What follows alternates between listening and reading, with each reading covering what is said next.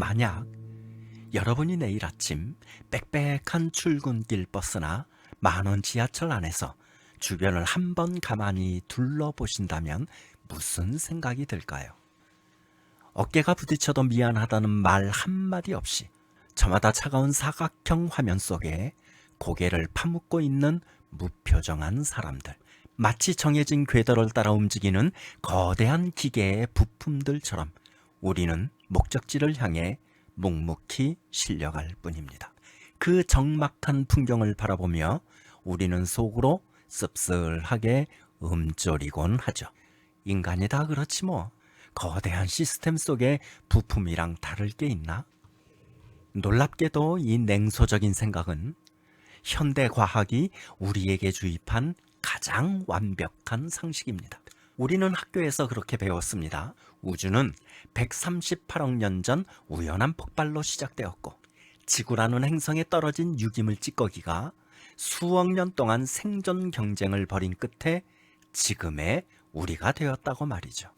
우리는 그저 이기적 유전자를 다음 세대에 전달하기 위해 프로그래밍된 조금 진화한 원숭이에 불과하다는 것이 이 시대의 정답입니다. 이 세련된 과학의 시대에 신이 세상을 창조했다라는 말은 솔직히 지루하고 낡은 동화나 소설처럼 들립니다. 비과학적이고 맹신적인 이야기로 치부되죠. 과연 창조라는 개념이 현대인에게 단 1%라도 설득력이 있을까요? 그런데 이상한 일이 있습니다. 진화론이 세상의 지배자가 된 지금도 인류는 나는 왜 존재하는가, 내 삶의 존엄성은 어디서 오는가라는 질문을 멈추지 못합니다. 원숭이는 자살하지 않고 침팬지는 삶의 회의를 느끼며 우울해하지 않습니다. 오직 인간만이 생존을 넘어선 의미를 갈구합니다. 왜 그럴까요? 과학의 계산서에는 나오지 않는 인간의 이 거대한 결핍은 어디에서 시작된 걸까요? 이 수수께끼를 풀기 위해 우리는 오늘 과학 교과서를 잠시 덮고 1849년 영국의 고고학자들이 이라크 사막의 모래지옥 속에서 파내었던 7개의 진흙판을 펼쳐보려 합니다. 그 진흙판의 이름은 에누마 엘리쉬, 성경보다 훨씬 앞선 인류 최초의 문명이 남긴 기록입니다. 오늘 우리는 종교적인 논쟁을 하려는 게 아닙니다. 성경이 맞냐, 진화론이 맞냐 싸우려는 것도 아닙니다. 대신 인류의 가장 오래된 기억이 담긴 이 진흙판의 이야기와 현대과학이 말하는 진화론, 그리고 인류 역사를 바꾼 또 하나의 텍스트가 어떻게 소름 끼치도록 연결되어 있는지 그 비밀을 추적해 보겠습니다. 끝까지 들어보십시오. 영상이 끝날 때쯤 여러분은 매일 마주하던 거울 속 자신의 모습이 완전히 다르게 보이기 시작할 것입니다. 거칠고 황량한 메소포타미아 사막의 풍경, 바람소리마저 생략된 정적 속에 흙으로 구워진 기괴한 고대 괴물들의 부조와 전쟁 벽화들이 화면을 메우고 있습니다. 자, 기원전 1800년경 인류 최초의 문명이 발흥했던 메소포타미아의 뜨거운 사막으로 들어갑니다. 그들이 점토판에 새겨놓은 우주의 태초는 아늑하고 평화로운 낙원이 아니었습니다. 끔찍한 비명과 소음, 그리고 생존을 위한 살육전이었습니다. 태초에는 민물의 신인 압수와 바다의 신인 티아마트가 거대한 하나의 물줄기로 뒤섞여 있었습니다. 그 혼돈의 바닷속에서 수많은 젊은 신들이 태어나기 시작했죠. 그런데 여기서부터 본질적인 문제가 발생합니다. 이 철없는 젊은 신들이 밤낮을 가리지 않고 소리를 지르고 뛰놀고 춤을 추며 온 우주를 시끄럽게 만든 것입니다. 아버지 신 압수는 밤에 잠을 잘 수가 없었습니다. 신경쇠약에 걸릴 지경이었죠. 결국 압수는 분노에 차서 아내 티아마트에게 이렇게 선언합니다. 이 시끄러운 것들을 다 죽여버려야겠소. 그래야 우리가 다시 고요하게 잠을 잘 수 있지 않겠소. 자식을 몰살하겠다는 아버지의 음모. 이 끔찍한 계획을 눈치챈 아들신 에아는 주저하지 않고 선수를 칩니다.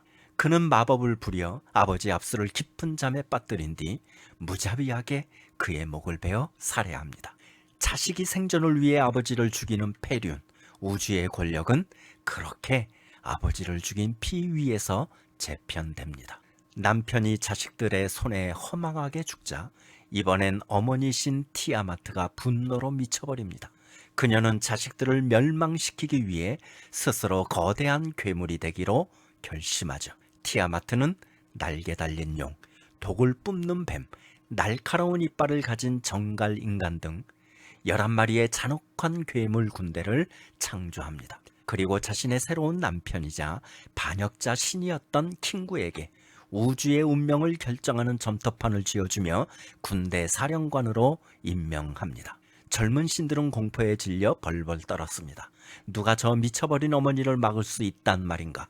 서로 눈치만 보며 도망가기 바빴습니다.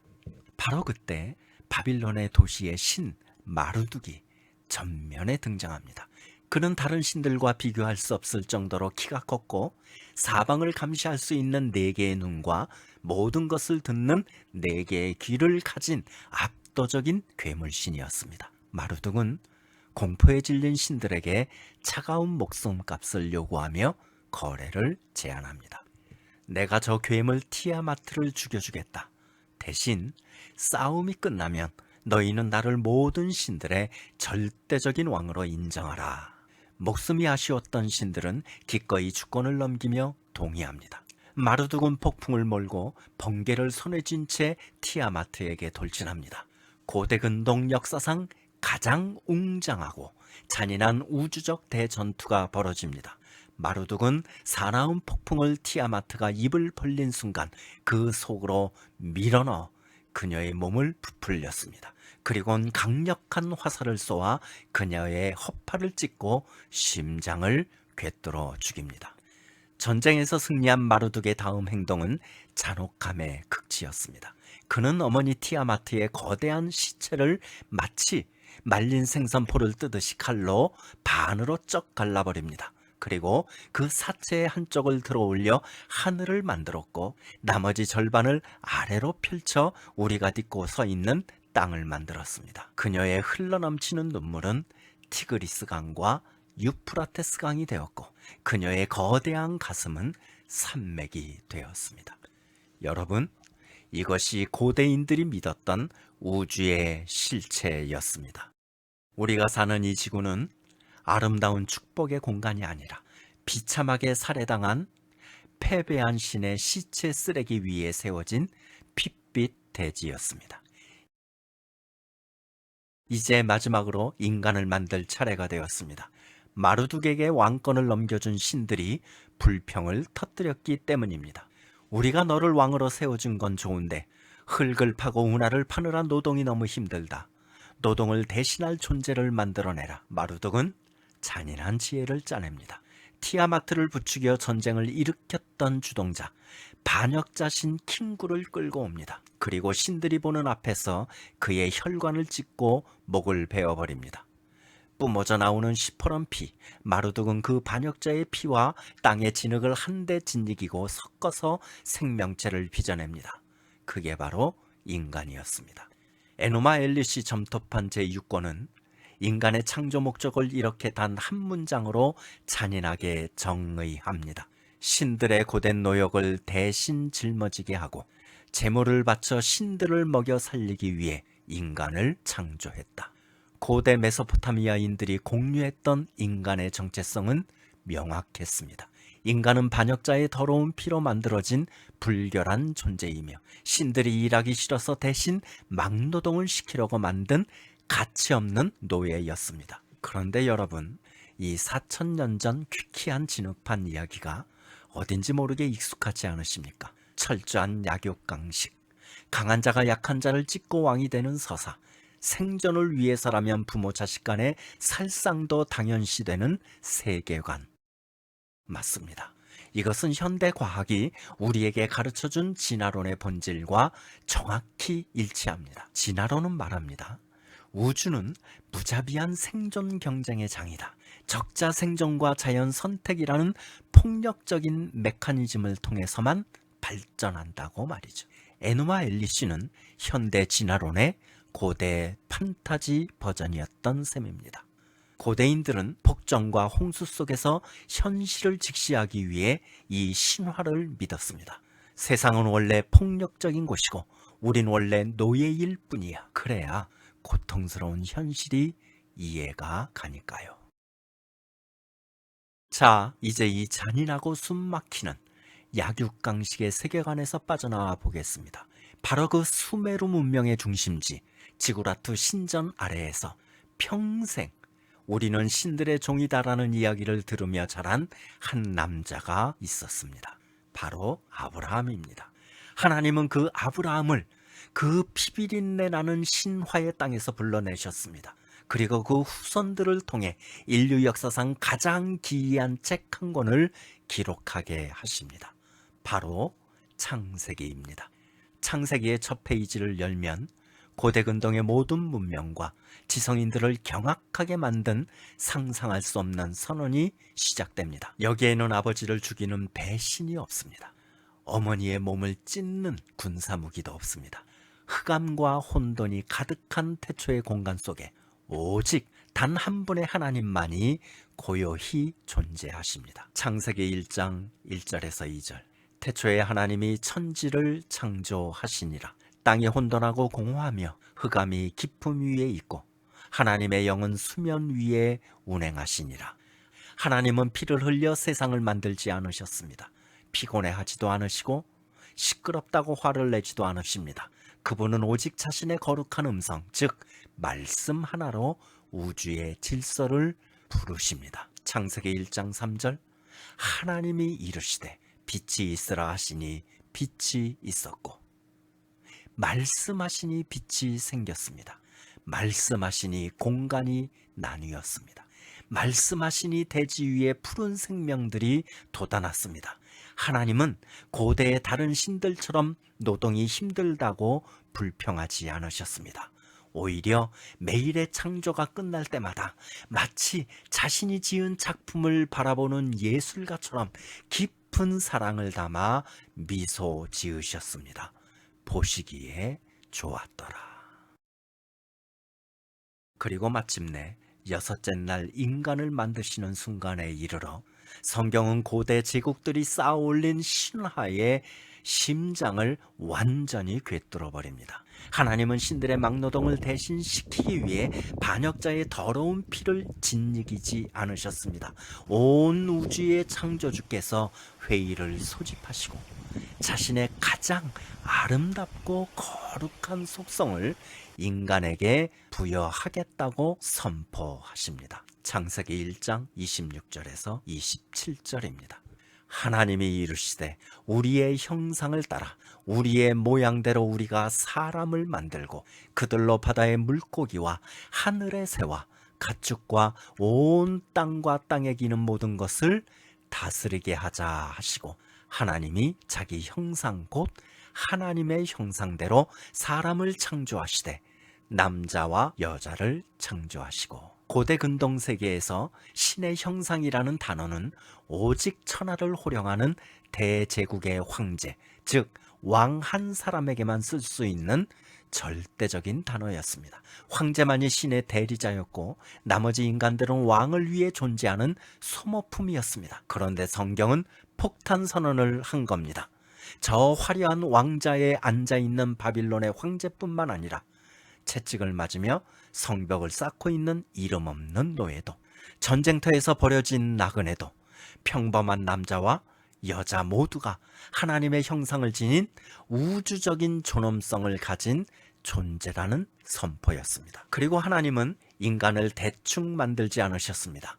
흙으로 사람을 빚으신 후 신들의 더러운 피가 아닌 자신의 가장 깊은 곳에 있는 숨결을 인간의 코에 직접 밀어넣어 주셨습니다. 창세기 2장 7절 말씀. 여호와 하나님이 땅의 흙으로 사람을 지으시고 생기를 그 코에 불어 넣으시니 사람이 생명이 되니라. 하나님은 인간에게 밥을 차려오라고 명령하지 않으십니다. 오히려 인간이 살 수 있도록 온 우주라는 완벽한 집을 먼저 지어서 선물로 주셨습니다. 그리고 동산의 모든 실과를 아낌없이 공급하시며 이 아름다운 세계를 함께 다스리고 사랑을 나눌 인격적인 파트너로 우리를 세우셨습니다. 노예의 신화가 지배하던 세상 한복판에 인간은 하나님의 숨결을 담은 가장 귀한 자녀라는 거룩한 인권 선언문이 발표된 순간이었습니다. 자, 이제 우리에게 남겨진 최종 질문으로 돌아와 보겠습니다. 과학의 시대를 사는 현대인들에게 과연 이 낡아 보이는 창조 이야기가 무슨 의미가 있을까요? 진화론이 정답인 이 세상에서 창조가 정말 먹히기는 하는 걸까요? 솔직히 말씀드리겠습니다. 에노마 엘리시도 창세기도 과학 교과서는 아닙니다. 우주의 물리적 구조를 설명하기 위해 쓰인 책이 아니라는 뜻입니다. 하지만 이 두 책은 과학이 절대로 답해줄 수 없는 인간의 가장 깊은 본질, 즉 가치에 대해서 논하고 있습니다. 냉정하게 비교해 보십시오. 현대 과학이 말하는 진화론과 고대의 신화 에노마 엘리시는 본질적으로 똑같은 이야기를 하고 있습니다. 인간은 우연의 산물이며 세상은 원래 무자비한 경쟁터이고 강한 자가 약한 자를 지배하는 것이 자연의 섭니다. 현실을 직시해라. 너는 이 거대한 시스템의 부품일 뿐이다. 만약 이 냉혹한 힘의 논리가 정말 우주의 유일한 진리라면 왜 우리는 아침마다 출근길이 공허할까요? 왜 우리는 거대한 사회 시스템 속에서 부품처럼 일하다가 문득 내 삶의 의미는 무엇인가라며 눈물을 흘릴까요? 짐승처럼 살라는 세상의 강요 앞에 왜 우리의 영혼은 이토록 아파하고 거부 반응을 일으키는 걸까요? 그 이유는 우리의 DNA 깊은 곳에 진화론의 계산서에는 찍히지 않는 하나님의 숨결이 여전히 살아 숨쉬고 있기 때문입니다. 세상의 논리대로 우리가 그저 아메바에서 진화한 원숭이에 불과하다면 우리는 가치나 존엄성을 갈구할 이유가 전혀 없습니다. 우리가 그토록 상처받고 외로워하고 의미를 찾는다는 그 사실 자체가 역설적으로 우리가 의도된 사랑의 결과물이라는 가장 강력한 증거입니다. 사랑하는 시청자 여러분, 결국 우리는 둘 중 하나의 이야기를 선택하며 살아갈 수밖에 없습니다. 현실을 직시하라는 미명하에 나를 시스템의 노예로 주저앉히는 힘과 생존의 이야기를 믿고 냉소적으로 살아가겠습니까? 아니면 너는 천하보다 귀한 존재라고 내 영혼의 밑바닥을 뒤흔드는 의미와 존엄의 이야기를 믿고 당당하게 일어서겠습니까? 성경의 창조는 과학과의 싸움이 아닙니다. 세상이 당신의 가치를 노예로 짓밟을 때 당신이 얼마나 존귀한 걸작품인지를 깨닫게 하려는 하나님의 눈물겨운 사랑의 선포입니다. 세상의 평가에 기죽지 마십시오.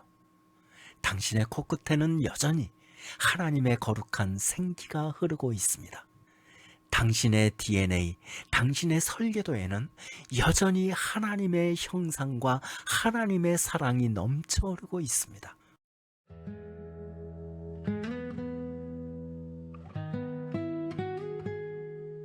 오늘 여기 이 말씀 한 조각이 오늘을 견디어내는 당신의 영혼의 가장 완벽한 해답이자 깊은 위로가 되기를 소망합니다.